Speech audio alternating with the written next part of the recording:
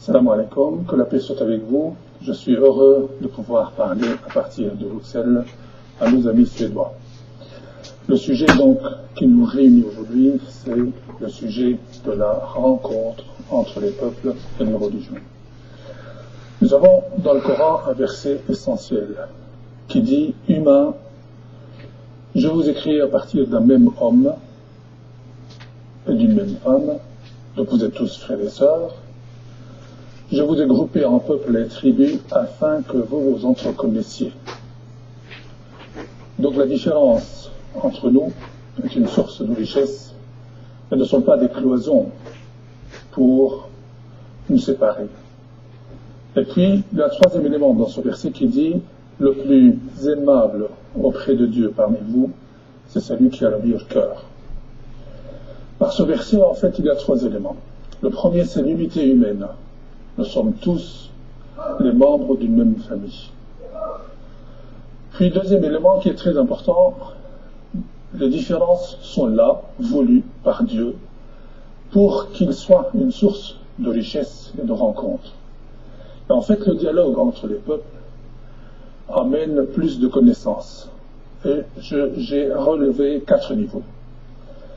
Le premier niveau, quand je dialogue avec quelqu'un, évidemment, qui est comme moi, j'ai l'impression de regarder dans un miroir.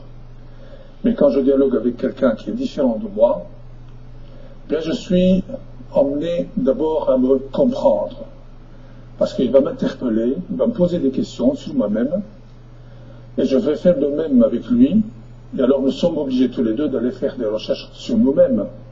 Donc, premier objectif est atteint, puisque nous allons faire une meilleure connaissance de nous-mêmes. Je vais parler d'une revisitation de soi-même.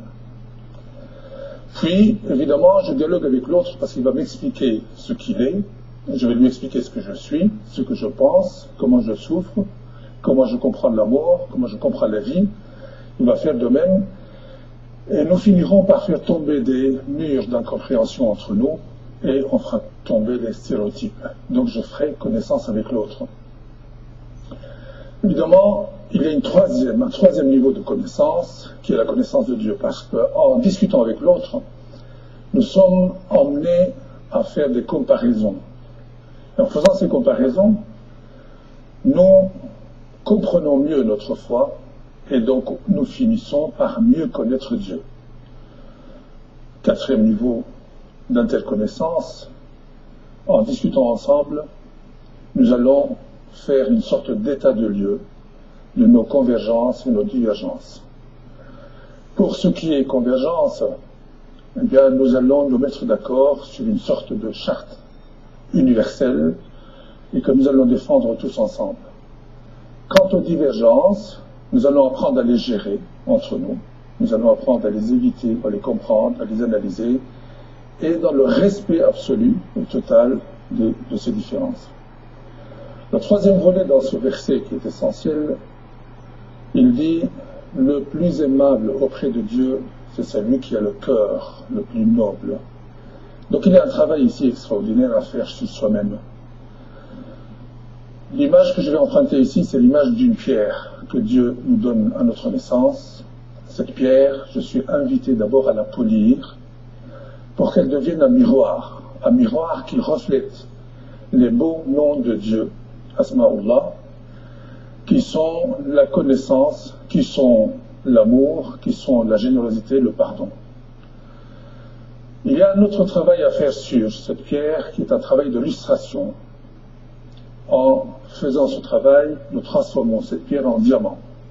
Or, un diamant, c'est quoi? Un diamant, lorsqu'un rayon lumineux traverse un diamant, il explose à l'intérieur de ce diamant en 1001 lumières différentes et devient un musée de lumière.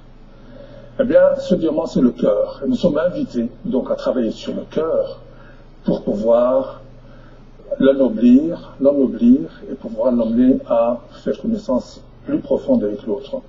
Évidemment, tout cela doit être fait sur le respect de l'autre, sur le respect de nos croyances, mais des croyances aussi des autres. Merci.